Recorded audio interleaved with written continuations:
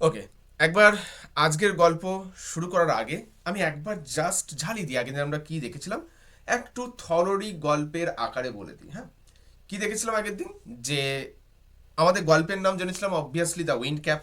ওকে, এবং এখানে আমরা দেখতে পেয়েছিলাম যে জন বলে একটি ছেলের খবর আমরা পাচ্ছি, যার সমুদ্রে যাওয়ার একটা অদম্য ইচ্ছা ছিল, কিন্তু তার মা তাকে নিষেধ করছিল সমুদ্রে যেতে হবে না। তার কারণ কি? কারণ জন সমুদ্র সম্বন্ধে কিছু জানে না।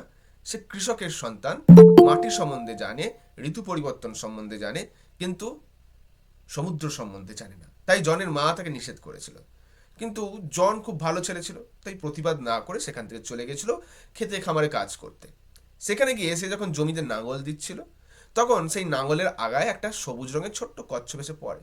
প্রায় কচ্ছপটা ওপর দিয়ে চলেই যাচ্ছিল, কিন্তু সেই মুহূর্তে জন তাকে দেখতে পায় এবং কচ্ছপটাকে নিরাপদে রাখার জন্য সে তার নিজের মাথার উপর কচ্ছপটাকে বসিয়ে নেয়। এবং যখন জমি চাষা শেষ হয় তখন সে কচ্ছপটাকে মাথা থেকে নামায়, এবং যখন সে নামায় তার হাতের তালুতে, তখন অদ্ভুতভাবে ওই কচ্ছপটা ছোট একটা পরিমানবে পরিণত হয়ে যায়। এই যে আমরা দেখেছিলাম, ছবি দিয়ে দেখিয়ে দিয়েছিলাম আমি, ঠিক আছে? এই যে দেখো আমাদের ছিল পরিমানবে পরিণত হয়ে গেছে। এখানে আমরা দেখতে পাচ্ছিলাম নাঙ্গল করছিল, কচ্ছপ পেয়েছিল, তারপরে এটা এরকম একটা পরিমানবে পরিণত হয়েছিল। এবং এই পরিমানবটা বলেছিল, তুমি আমার প্রাণ বাঁচিয়েছো, এবং আহ, তাহলে তুমি বলো তুমি কি চাও, এর প্রতিদান হিসেবে আমি তোমাকে কিছু দিতে চাই। জনের মনে ব্যাপক ইচ্ছা ছিল বলি যে আমি সমুদ্রে যেতে চাই, কিন্তু মা নিষেধ করেছে, তাই সে কিছু বলতে পারে না, চুপ থাকে। কিন্তু আমাদের পরিমাণও মন পড়তে পারতো, মানুষের মাইন্ড রিড করতে পারতো। তাই সে বুঝতে পারলো জন সমুদ্রে যেতে চায়। তখন সে বলল, যেহেতু তুমি আমাকে মাথার ওপর রেখেছিলে, তাই আমি তোমাকে একটা টুপি গিফট করব। একটা টুপি যেটা প্রত্যেক সেলর বা প্রত্যেক নাবিক চায়। আ ক্যাপ ফুল অফ উইন্ড। একটা টুপি যেটা বাতাসে পরিপূর্ণ। টুপিটা দেওয়ার পর এই পরিমাণব বলে, দেখো এই টুপিটা একটা শর্ত আছে। কি শর্ত? একে যদি তুমি একবার মাথাতে পরো, তাহলে এই টুপি কিন্তু কোনো মনুষ্য হাত এই টুপিটাকে তোমার মাথা থেকে আলাদা করতে পারবে না। অর্থাৎ কোনো মানুষ পারবে না তোমার মাথা থেকে টুপিটাকে আলাদা করতে। এই কন্ডিশনটা ছিল প্রিভেইলড, অর্থাৎ এই কন্ডিশনটা বজায় ছিল। এত দূর পর্যন্ত আমরা আগের দিন পড়েছিলাম। ওয়ান কন্ডিশন প্রিভেইলড, একটা শর্ত থেকে গিয়েছিল। এইবার আজকে আমরা তারপর থেকে কন্টিনিউ করব। স্ক্রিনে যেখানে দেখতে পাচ্ছি, এই যে আমার কার্সার যেখানে রয়েছে, এই অংশ পর্যন্ত আমরা কন্টিনিউ করেছিলাম। আজকে তারপর থেকে চালু করছি। চলো, প্রত্যেকে বই সামনে রাখবো, বইয়ে হাত দিয়ে আঙুল দিয়ে পড়বো। আমি প্রত্যেকটা লাইন শব্দ ধরে ধরে মানে বলবো। নাও, এখন, that was both bad and good. ওই যে কন্ডিশনটা কেউ তোমার মাথা থেকে খুলতে পারবে না, এই শর্তটা ব্যাড, খারাপও ছিল, অ্যান্ড গুড, আবার ভালোও ছিল। ইট ওয়াজ ব্যাড বিকজ, এটা খারাপ ছিল কারণ John could neither take his cap off. আচ্ছা, O double F, cap off মানে এক্ষেত্রে টুপি খুলে ফেলা। আচ্ছা, খারাপ দিক কেন? কারণ জন এই টুপিটা তার মাথা থেকে খুলতে পারবে না বিফোর হিজ ক্যাপ্টেন, জাহাজের যে প্রধান নাবিক, তার সামনে।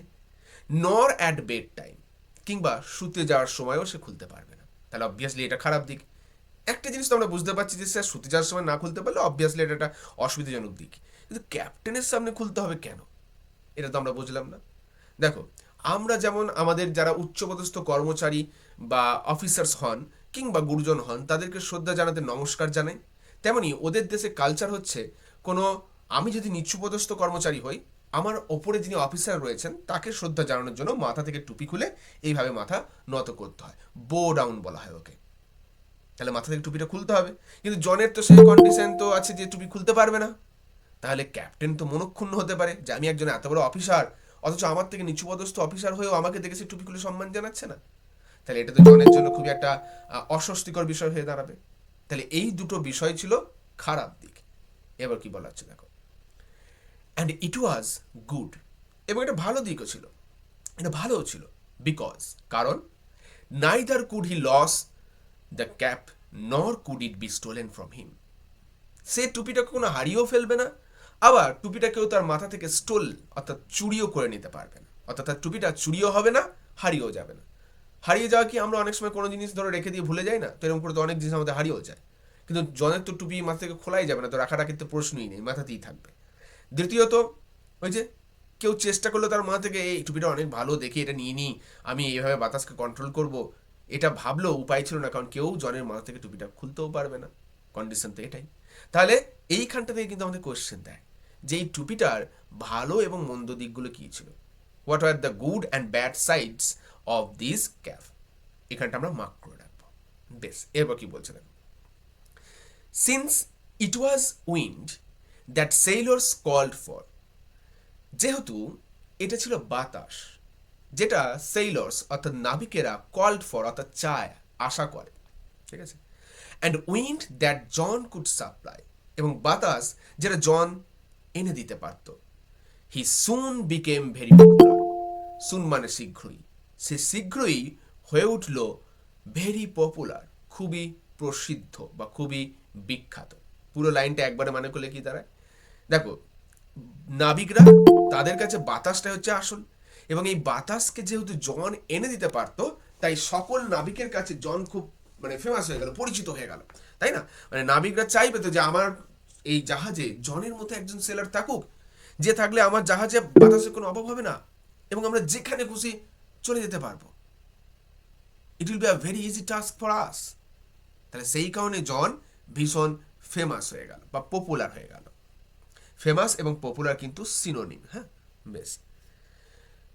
When he twisted the cap, যখন হি মানে জন টুইস্ট করতো অর্থাৎ মোচড়াতো বা ঘোরাতো, যা খুশি বলতে পারি, দ্য ক্যাপ টুপি, হি কুড সামন, আচ্ছা সামন মানে হচ্ছে ডাকা, কোনো কিছুকে ডেকে আনা, ঠিক আছে।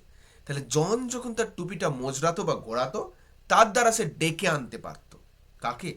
দ্য ইস্ট উইন্ড, পূর্বের বাতাসকে, অ্যান্ড দ্য ওয়েস্ট উইন্ড, এবং পশ্চিমের বাতাসকে। He could also turn it to call both the north as well as the south wind. John তার টুপিটাকে ঘোরাতে পারত নর্থ এবং সাউথ দুই দিকেরই বাতাসকে ডাকার জন্য, অর্থাৎ উত্তর এবং দক্ষিণের বাতাসকেও ডাকার জন্য। তাহলে পূব পশ্চিম উত্তর দক্ষিণ সমস্ত দিকের বাতাসকে জন তার ইচ্ছা মতো টুপিটাকে ঘুরিয়ে ডেকে আনতে পারত। মানে টুপি যদি ধরো এদিক ডান দিক থেকে বাঁ দিকে ঘোরালো, সঙ্গে সঙ্গে দেখা গেলো পূর্ব দিকে বাতাস চলে এলো, মানে পূর্ব দিক থেকে পশ্চিম দিকে ঘোরাচ্ছে, তাহলে পূর্ব দিকে বাতাস আসছে, পশ্চিম দিক থেকে পূর্ব দিকে ঘোরাচ্ছে, পশ্চিম দিকের বাতাস আসছে, আবার উত্তর থেকে দক্ষিণে ঘুরিয়ে নিচ্ছে, তাহলে উত্তর থেকে দক্ষিণ দিকে বাতাস যাচ্ছে, দক্ষিণ থেকে আবার সামনের দিকে ঘুরিয়ে উত্তরে আনছে, তাহলে দক্ষিণ দিক থেকে উত্তর দিকে বাতাস বইছে।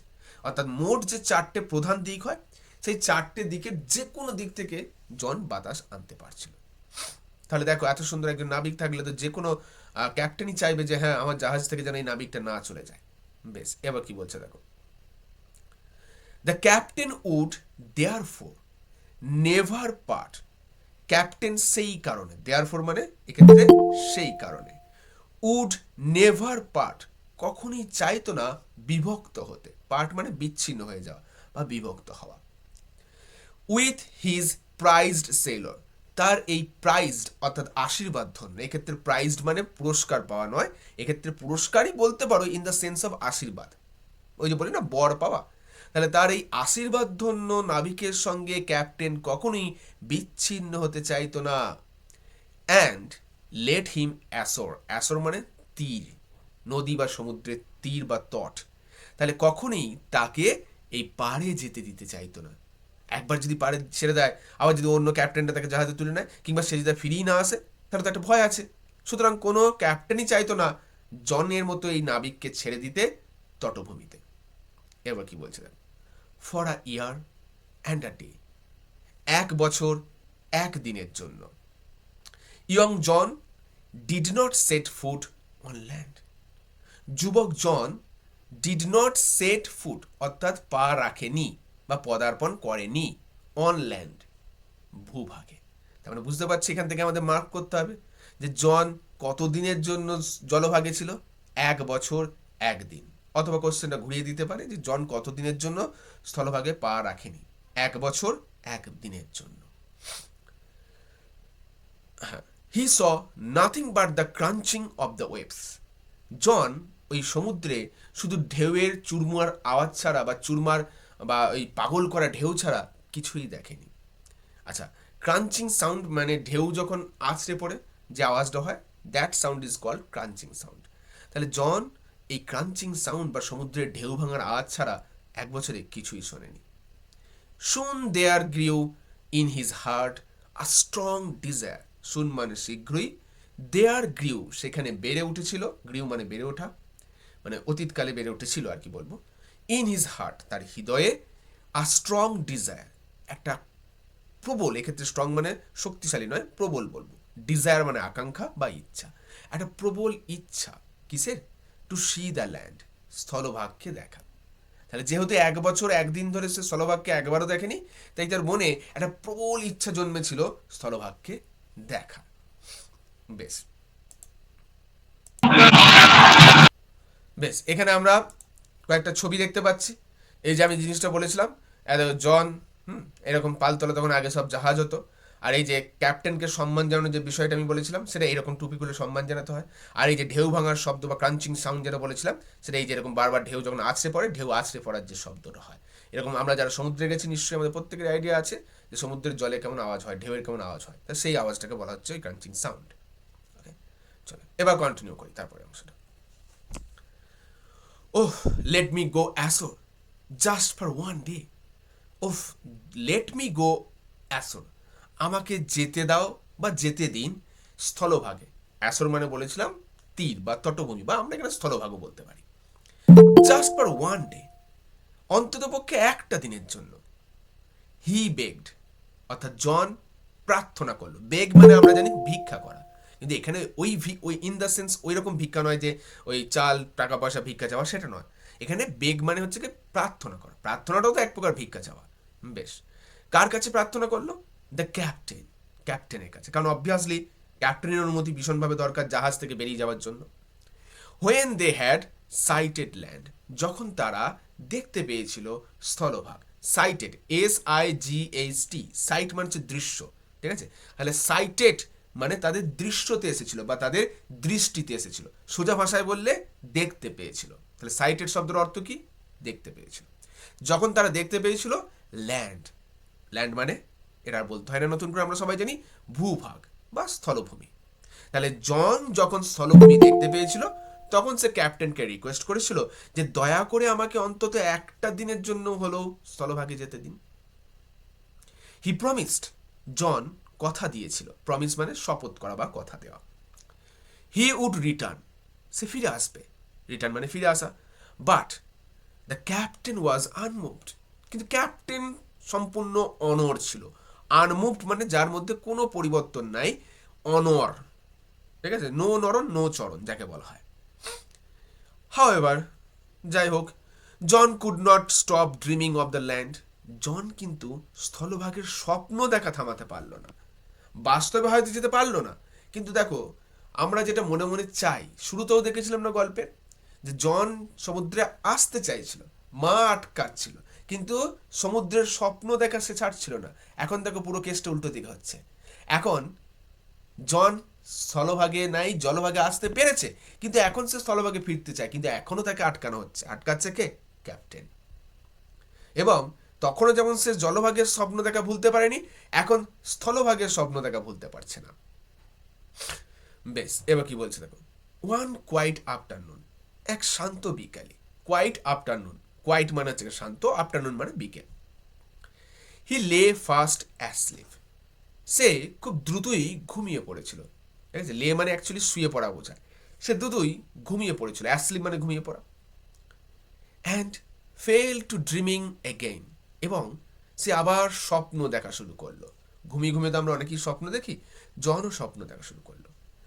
আননোন টু হিম, তার অজান্তে। আননোন টু হিম মানে তার অজান্তে, এখানে আননোন বলতে যেটা আমাদের জানা নেই। দ্য শিপ স্টুড অফ শোর, জাহাজটা দাঁড়িয়েছিল পাড়ের কাছে বা তীরের কাছে। জন তো ঘুমোচ্ছিল, বুঝতে পারে নাই পাহাড় বলছি, জাহাজটা কিন্তু পাড়ের কাছে এসে দাঁড়িয়েছিল। ফ্রম হিজ ওল্ড ফার্ম, ওই যে জনের পুরাতন খামার বাড়ি যেখানে সে একসময় কাজ করতে চলে গেছিল, সেই খামার বাড়ির কাছাকাছি। ইন জনস ড্রিম, জনের স্বপ্নে, দ্য সিজনস অর্থাৎ ঋতুগুলি, সিজন মানে ঋতু আমরা জানি, টার্নড র্যাপিডলি, র্যাপিডলি মানে দ্রুততার সঙ্গে, টার্নড পাল্টাচ্ছিল বা পরিবর্তন হচ্ছিল। দেখবে আমরা অনেক সময় এমন স্বপ্ন দেখি যেগুলো কোনো লজিক থাকে না, তাই না? স্বপ্নেতে দেখবে এই তুমি তোমার বাড়িতে আছো, এই চলে গেছো দিল্লি কলকাতা মুম্বাই লন্ডন, কোথাও না কোথাও একটা চলে গেছো। আমরা কিন্তু কেউই খেয়াল করতে পারি না যে স্বপ্নের এই জায়গাটার সাথে ওই জায়গাটা কি লিঙ্ক। জনেরও ক্ষেত্রে তাই হলো, সে স্বপ্ন দেখছিল এবং স্বপ্নে দেখতে পেল যে সিজনসগুলো বা ঋতুগুলো চেঞ্জিং র্যাপিডলি, দ্রুততার সঙ্গে পরিবর্তন হচ্ছে। মানে এই গ্রীষ্মকাল, এই শীতকাল, তো এই বর্ষাকাল হ্যাপাচাটলি পরিবর্তন হয়ে যাচ্ছে সব। অ্যান্ড এবং অ্যাজ ইচ টার্নড, এবং যখন প্রত্যেকবার একটা করে সিজন পাল্টাচ্ছিল জনের স্বপ্নে, জনের স্বপ্নে যখন গ্রীষ্ম থেকে শীত, শীত থেকে বর্ষা, বর্ষা থেকে বসন্ত, এরকম করে এক একটা করে সিজন পাল্টে পাল্টে যাচ্ছিল, so did John in his bed, ঠিক তেমনটাই পাল্টাপাল্টি করছিল জন তার বিছানায়। মানে জন ধরো বাঁ দিকে কাত হয়ে শুয়েছিল, এবার ডান দিকে কাত হয়ে শুয়েছিল, তখন গ্রীষ্মকাল হলো, যেই তার স্বপ্নের ঋতুটা শীতকাল হয়ে গেল, জন বাঁ দিকে ঘুরে গেল, ডান দিক বাঁ দিক ডান দিক বাঁ দিক করে বারবার জন উথাল পাতাল করছে। দেখবে আমাদের যখন মন ঠিক থাকে না, একটু অস্বস্তির মধ্যে আমরা থাকি, তখন কিন্তু ঘুম ঠিকঠাক হয় না। একবার ডান দিকে ফিরি, বাম দিকে ফিরি, সোজা হয়ে শুই, উল্টো হয়ে শুই, বিভিন্নভাবে শুই। জন স্বপ্নে তো অস্থির হয়ে উঠেছে, সিজন খুব দ্রুত পরিবর্তন হচ্ছে, তাই ঠিক যেমন করে সিজন পাল্টাচ্ছে তেমন করে জনও পাল্টাচ্ছে বিছানার উপর। কনসিকুয়েন্টলি, কনসিকুয়েন্টলি শব্দের অর্থ হলো ফলপ্রসূত, অর্থাৎ এই কারণে, সোজা বাংলায় বললে, ঠিক আছে। The cap on his head twisted round and about, John যদি ঘোরে, জনের মাথার টুপিটাও তো ঘুরবে, টুইস্টেড রান অ্যান্ড অ্যাবাউট, অর্থাৎ টুপিটাও পাক খাচ্ছিল। জন যতবার এপাশ ওপাশ ধপাস করছিল, টুপিটাও কিন্তু তার মাথাতে পাক খাচ্ছিল। ইট কল্ড আপ আ স্কোয়াল, আমরা সবাই জানি তো যে টুপিটা যতবার এদিক ওদিক ঘুরবে ততবার বাতাসও তার দিক পরিবর্তন করবে। এখন ধরো টুপিটা একবার সঙ্গে সঙ্গে ডান দিকে ঘুরলো, তারপরেই বাঁ দিকে, তারপরে উত্তর দিক, দক্ষিণ দিক, পূব পশ্চিম, চারদিকে ঘুরপাক মেরে যাচ্ছে, তাহলে বাতাস কে নিজে ঠিক থাকতে পারবে? তখন সেটা কিসে পরিণত হবে? স্কোয়াল, ঝোড়ো বাতাসে, মানে প্রবল বেগে বইতে থাকা বাতাস। একেবারে ভায়োলেন্ট স্ট্রম না, স্ট্রম এবং স্কোয়ালের মধ্যে তফাৎ আছে। হ্যাঁ, স্ট্রম মানে যেখানে সব কিছু তছনছ করে দিতে পারে, দুটোর মানেই ঝড়কে বোঝায়, কিন্তু স্কোয়াল হচ্ছে কি কম প্রাবল্যযুক্ত ঝড়, নর্মাল বাতাসের মতো নয়, নর্মাল বাতাসের থেকে একটু বেশি জোরে বাতাস বয়, কিন্তু প্রবল আতঙ্কগ্রস্ত মানে ভয়গ্রস্ত ঝড় নয়। তাহলে এই জনের টুপি যখন ঘুরছে, সমগ্র বাতাসটা কিসে পরিণত হলো? স্কোয়ালে, একটা ঝোড়ো বাতাসে। ফ্রম দ্য ক্লিয়ার স্কাই, তাহলে জনের এই টুপি ডেকে আনলো একটা ঝোড়ো বাতাস ফ্রম দ্য ক্লিয়ার স্কাই, পরিষ্কার আকাশ থেকে। দেখো আমরা নর্মালি জানি আকাশ যদি পরিষ্কার থাকে সেখানে তো ঝড় জল হয় না, মেঘ হতে হবে, কালবৈশাখী ক্ষেত্রে যেটা হয়, তাই না? কিন্তু এখন দেখা যাচ্ছে আকাশ পরিষ্কার, অথচ একটা ঝোড়ো বাতাস উঠে গেল। এই বাতাসটা কি করছে? দ্যাট হিট দ্য শিপ, বাতাসটা এসে জাহাজে ধাক্কা দিল, উইদাউট আ ওয়ার্নিং, কোনো সতর্কবার্তা ছাড়াই। ওয়ার্নিং মানে সতর্কবার্তা, আর হিট মানে আঘাত করা। তাহলে এই যে ঝোড়ো বাতাস বা স্কোয়াল যেটা তৈরি হলো, ওই টুপিটা ডেকে আনলো, সেটা এসে হিট করলো বা আঘাত করলো জাহাজকে, উইদাউট এনি ওয়ার্নিং, কোনো সতর্কবার্তা ছাড়াই। স্বাভাবিক বিষয়, পরিষ্কার আকাশে কে সচেতন হবে যেখানে ঝড় উঠবে? তুমি বসে আছো আজকে পুরো একদম নীল আকাশ, পেঁচা তুলোর মতো মেঘ, হঠাৎ করে তুমি দেখলে একটা কালবৈশাখী মতো ঝড় উঠে গেল, এটা তুমি এক্সপেক্ট করবে? করবে না তো। বেশ, এরপর কি বলছে দেখো। The wind had been whirling about the boat. আচ্ছা, উইরলিং শব্দের অর্থ হলো ওই ঘূর্ণির মতো ঘোরা, হ্যাঁ, মানে চারপাশে পাক খেয়ে খেয়ে ঘোরা যাকে বলা হয়, ঠিক আছে। তাহলে বাতাসটা কি করলো? উইরলিং অ্যাবাউট দ্য বোট, বোটের চারপাশে পাক খেয়ে ঘুরতে লাগলো। টিয়ারিং দ্য সেইলস, টিয়ার মানে ছিঁড়ে ফেলা, sails, and snapping the spars, sail মানে হচ্ছে গিয়ে পাল, ঠিক আছে। তাহলে এই বাতাসটা কি করলো? টিয়ারিং, ছিঁড়ে ফেললো, দ্য সেইলস, পালগুলো, এবং পাশাপাশি আর কি করলো? স্ন্যাপিং দ্য স্পার্স, স্ন্যাপ মানে ভেঙে দেওয়া, ভেঙে দিল। স্পার্স, পার্স মানে মাস্তুল, একটা গান আছে, ওই জাহাজ মাস্তুল ছাড়খার, মাস্তুল জিনিসটা কি দেখি, এখানে আমাদের ছবি আছে নাকি? অবশ্যই আছে।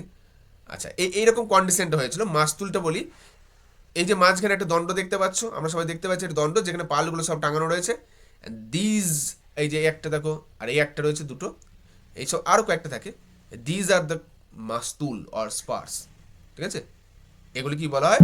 স্পার্স বা মাস্তুল। তাহলে এই মাস্তুল পুরো ভেঙে দিলে, এগুলো কাঠের তৈরি হয়ে থাকে, এত জোরালো হাওয়া এসছে যে সেটা ভেঙে গেছে। বেশ, এরপর কি হচ্ছে দেখি, এক second. It is his fault, এটা ওর ত্রুটি, ফল্ট মানে ত্রুটি। দ্য সেইলর্স ক্রাইড, ওই জাহাজের যে আরো অন্যান্য নাবিকরা ছিল তারা ক্রাইড মানে কেঁদে উঠলো না, এখানে ক্রাইড মানে চিৎকার করে ওঠা। তাহলে জাহাজে আরো মানে আরো যারা নাবিক ছিল সবাই চিৎকার করলো, এই এটা ওর ফল্ট, ওর ফল্ট। কার ফল্ট? আমরা বুঝতে পারছি এটা জনের ফল্ট বলছে তোমরা। বেশ।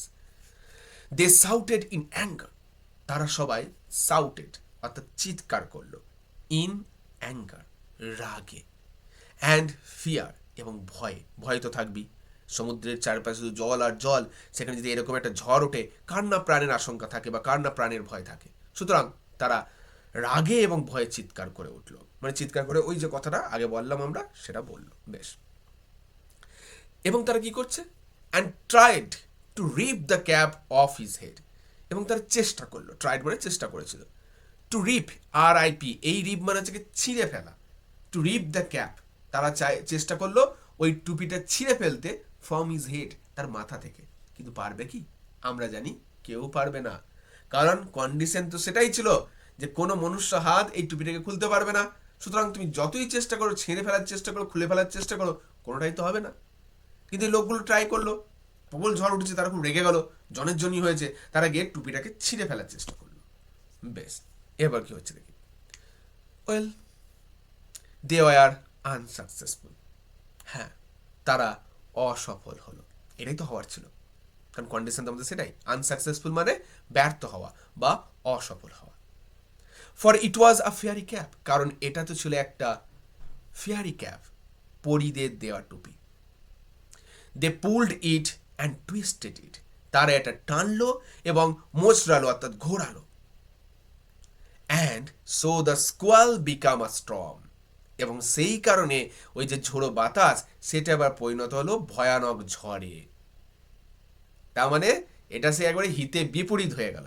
ওরা চাইলে টুপিটা খুলে ফেলে দিয়ে ঝড়টা থামিয়ে দিতে, কিন্তু আরও যে ধরো আমি তুমি সবাই মিলে গিয়ে টুপিটা ধরে এদিক ওদিক যে যেদিকে পাচ্ছি নাড়ানোর চেষ্টা করছি, খোলার চেষ্টা করছি, হাওয়াটাও তো সেভাবে এদিক ওদিক নড়ছে, তাহলে যেটুকু ঝোড়ো বাতাস বইছিল সেটা আবার আরো প্রবল ঝড়ে পরিণত হয়ে গেল। The mightiest they had ever seen, এই ঝড়টা কেমন ছিল?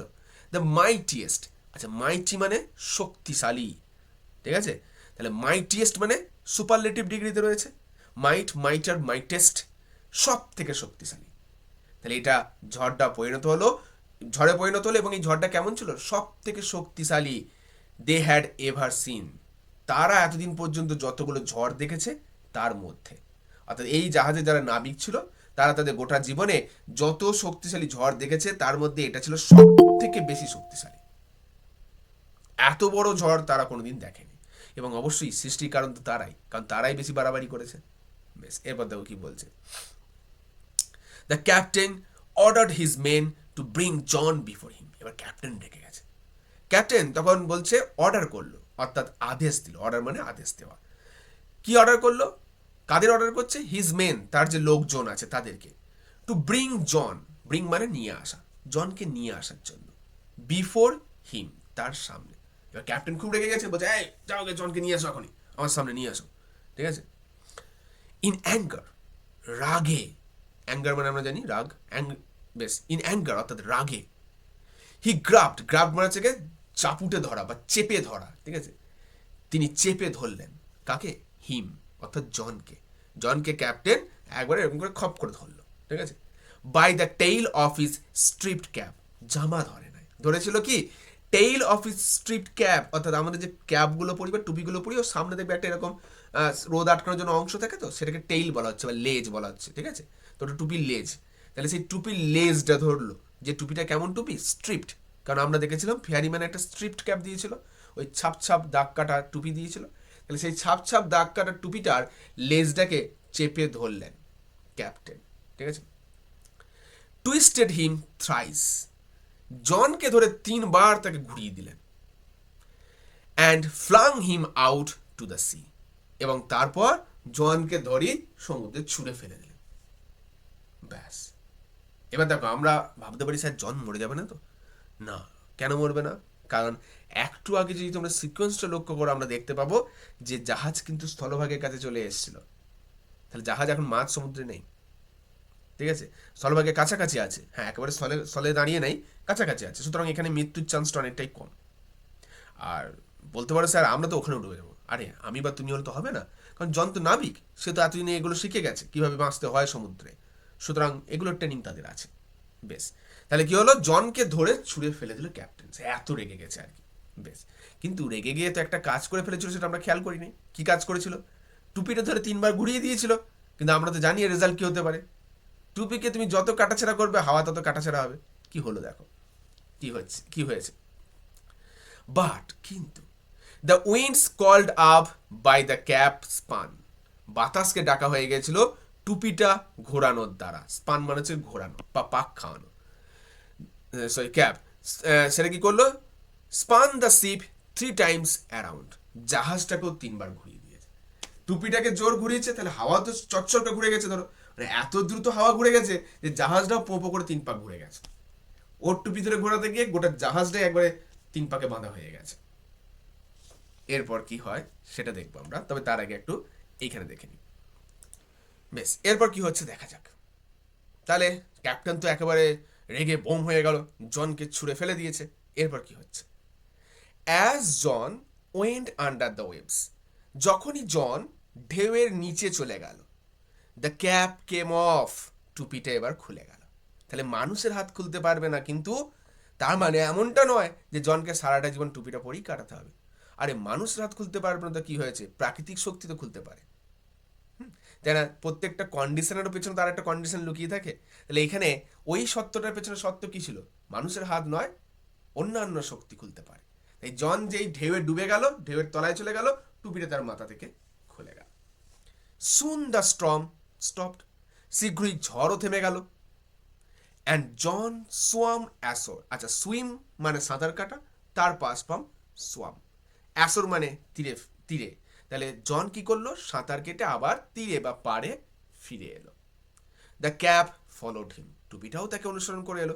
আমরা সবাই জানি যে সমুদ্র যা নেয় তা আবার ফিরিয়েও দেয়, কারণ ঢেউয়ে ভেসে ভেসে তো আসছে। তাই জন সাঁতার কেটে আসছে, টুপিটাও ঢেউয়ে ঢেউয়ে জনের পিছন পিছন এলো। এবার ঢেউয়ে ঢেউয়ে এলো কি, এই কথা বলা নাই, সিম্পলি বলা আছে দ্য ক্যাপ ফলোড হিম, টুপিটাও তাকে অনুসরণ করলো। ফলো মানে অনুসরণ করা।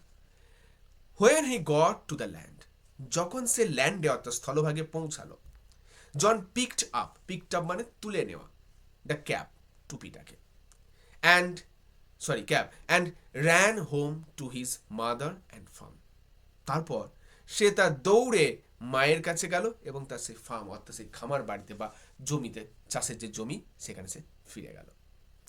এগেন, পুনরায়, ইন দ্য উইন্টার, আবার শীতকালে, হোয়েন দ্য স্নো লে হেভি অন দ্য ফিল্ড, যখন বরফ লে মানে পড়েছিল, হেভি এখানে হেভি মানে ভারী ঠিক নয়, এখানে হেভি মানে পুরু স্তরকে বোঝাচ্ছে, অর্থাৎ অনেকটা পরিমাণে, অন দ্য ফিল্ড মাঠের ওপর।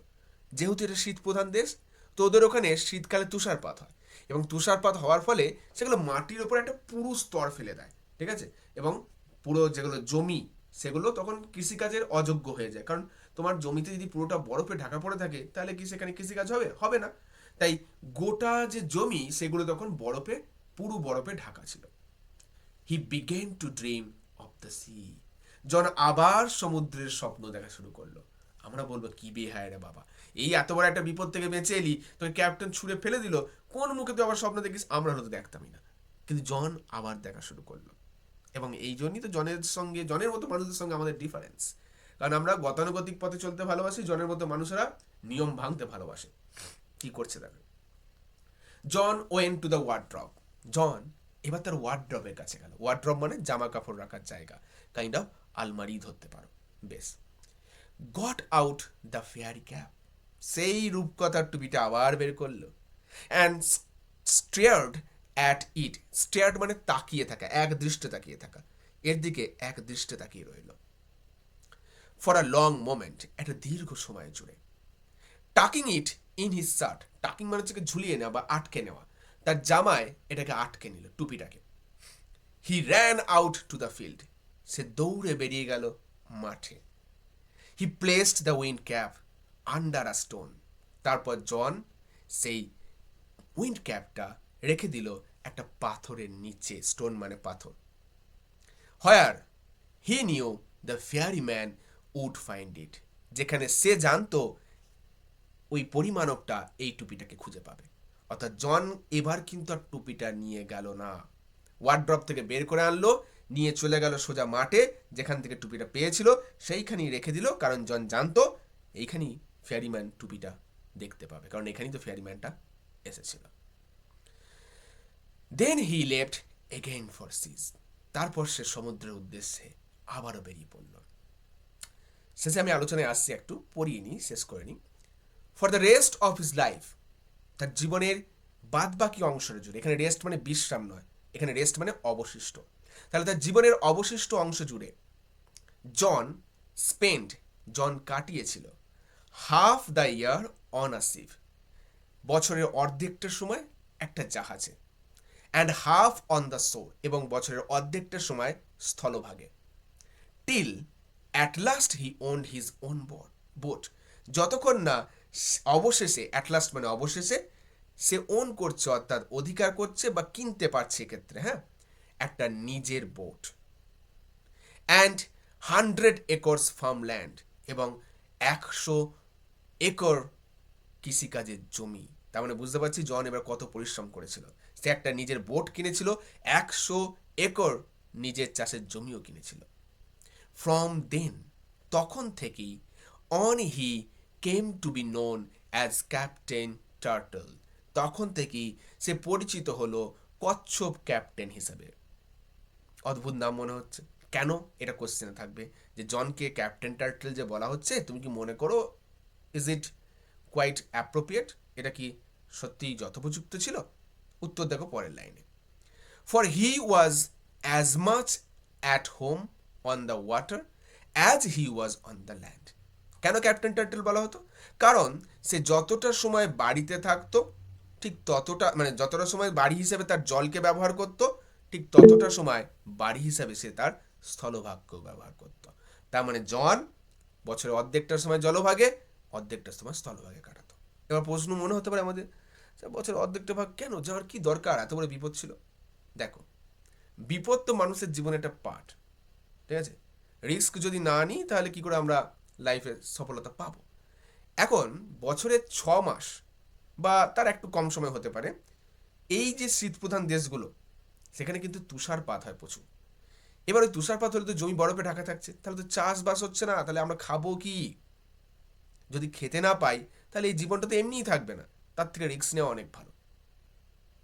এই 6 মাস যেখানে কৃষিকাজ হয় না, কিছু তো করে খেতে হবে, তার জন্য এই 6 মাস জন চলে যায় জলভাগে। আর জীবনের বাকি 6 মাস যখন সব বরফ টরফ পড়ে না, ওদের ওখানে গ্রীষ্মকাল চলে, তখন চাষাবাদ ভালো হয়, তখন স্থলভাগে ফিরে আসে, চাষাবাদ করে। এটা গেলে একটা উত্তর। মাঝখান থেকে একটা প্রশ্ন হতে পারে যে স্যার, জন হঠাৎ করে টুপিটা ছাড়লো কেন? হয়, একবার তো সে শিক্ষা পেয়েছে, সে জানে এই টুপিটা ব্যবহার করলে এরকম কোনো অসুবিধা আসতে পারে, তাহলে এবার তো অনেক সতর্ক হয়ে যেতে পারতো। কিন্তু এইখানেই তো বললাম তফাৎ আসছে জনের সঙ্গে আমাদের। আমরা সুযোগের ব্যবহারটাই বেশি বুঝি, কিন্তু জন আলটিমেটলি যেটা বুঝলো, জীবনের সফলতার ক্ষেত্রে শর্টকাট বলে কিছু হয় না, পরিশ্রমটাই হলো আসল কথা। আমি এই টুপিটার সহায়তা নিয়ে হুট করে সকলের কাছে জনপ্রিয় হয়ে গেছিলাম বটে, কিন্তু স্বল্প সময়ের জন্য বা স্বল্প সময়ে পেয়ে যাওয়া অতিরিক্ত খ্যাতিই কিন্তু একদিন তোমার সর্বনাশের কারণ হয়। দেখো আজকালকার যুগেও তো তাই, সোশ্যাল মিডিয়ার যুগে দেখতে পাবে দুদিনের মধ্যে কোনো ব্যক্তি ফেমাস হয়ে যাচ্ছে, দুদিন পরেই কিন্তু যে ব্যক্তিরা ওই লোকটাকে ফেমাস করেছিল তাকে নিয়েই তার অপমান করছে। এটাই সমাজের নিয়ম, এটা দুনিয়ার নিয়ম। যে টুপি জনকে ফেমাস করেছিল, সেই টুপি জনের জীবনই বিপদ ডেকে এনেছিল। জনকে যে ক্যাপ্টেন একদিন টুপির কারণে ভালোবেসে গ্রহণ করেছিল, সেই টুপির কারণেই ক্যাপ্টেন একদিন তাকে জলে ছুঁড়ে ফেলে দিয়েছিল। সুতরাং জীবনে কোনো শর্টকাট সহায়তা নিয়ে সফলতার পক্ষে জন নয়। তাই দ্বিতীয়বার সে তার ভুলটা বুঝতে পেরে টুপিটা সঙ্গে নেয়নি, সে নিজের পরিশ্রমে বিশ্বাস রেখেছে, এবং সে পরিশ্রম করেছে, তাই সে নিজের জন্য একটা বোট কিনতে পেরেছে, নিজের জন্য 100 একর জমিও কিনতে পেরেছে। তাই জীবনে সফল হতে গেলে পরিশ্রমের উপর গুরুত্ব দাও। জনের এই চ্যাপ্টার আমাদের এই শিক্ষাটাই দিয়ে যায়।